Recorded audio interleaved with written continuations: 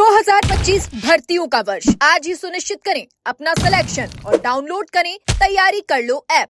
उन्होंने तो सचिन पायलट ने तो यात्रा निकाली थी आरपीसी पुनर्गठन की, ऐसे ही भर्ती के लिए नहीं। किरोड़ीलाल जी ने जरूर यहाँ शुरुआत करी थी, लेकिन अब 1.5 साल से तो वो भी नहीं बोल रहे ना, कह ही रहे हैं कि मैं वो सबूत दे चुका हूँ। डॉक्टर साहब को तो इस बात पे मैं कह रहा हूँ क्या पड़ा है ऐसे मंत्रिमंडल में, उनके पास पूरा मंत्री का वो भी विभाग भी नहीं है, आधा विभाग है उनके पास। पंचायत उनके पास कृषि है तो कृषि मंडी नहीं है, बजट वो नहीं दे सकते, वो सीएम के पास है। अगर उनका पशुपालन है तो दूसरे को कृषि, वो आपका जो ग्रामीण विकास पंचायत राज है मदन दिलावर के पास है, ग्रामीण विकास उनके पास है। तो डॉक्टर साहब की तो बहुत बुरी स्थिति भारतीय जनता पार्टी ने कर दी।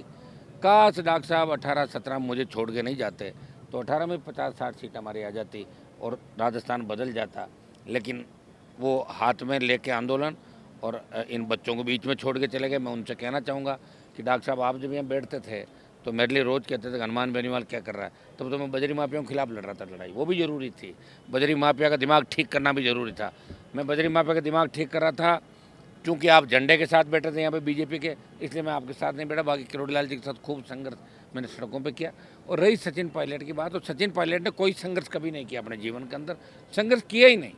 गुर्जर आरक्षण आंदोलन के समय सचिन पायलट एक बार आए थे, जब बैंसला जी आंदोलन कर रहे थे, तब लोगों ने कहा कि अकेला बैंसला जी को क्रेडिट मिल जाएगा, आप भी आओ। तो इन्होंने गिरफ्तारी दी और जैसे ही जेल में इनको लेके गए और वहाँ मच्छर काटे तो इन्होंने 8-8:30 बजे वसुंधरा जी को फ़ोन किया कि आंटी मुझे बाहर निकालो, मेरे को मच्छर खाएंगे, बीमार हो जाऊंगा। और तुरंत इनको वहाँ से निकाल के दिल्ली भेज दिया गया। ये उनका आंदोलन है। एक बार लाठी खाई थी विधानसभा के बाहर, वो भी उनके साथ उन्होंने लाठियाँ खाई, उनके ऊपर तो सुरक्षाकर्मी गिर गए थे। इसलिए पायलट साहब की तो आंदोलन की आदत नहीं है, लेकिन किरोड़ीलाल जी तो हमेशा आंदोलन करते हैं। उनको इस बात पे जब आर पार की लड़ाई, मैं कह रहा हूँ वचन, जैसे मैंने वचन दिया कि मैं जिस चीज़ में कूद जाता हूँ पीछे नहीं हटता।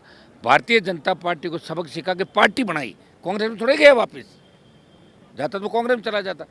एनडीए इसलिए छोड़ा, किसानों को आवश्यकता थी देश के अंदर, अग्निवीर के लिए लड़ने वाला चाहिए था, पहलवान बेटियों को आवश्यकता थी, आज राजस्थान के जवान को आवश्यकता है, इसलिए हनुमान बेनीवाल सड़कों में लड़ रहा है। ये मैं मंत्री पद तो मैं ही ले लेता कभी का, मुझे कौन मना करता। और मेरा वसुंधरा से कौन सा ज़मीन का झगड़ा था, 2003 में ही साथ हो लेता वसुंधरा के, होकर बन जाता मंत्री, पाड़ा बदल के 3-4-5 बार बन जाता। तो मंत्री बनना ही हमारा मकसद नहीं है।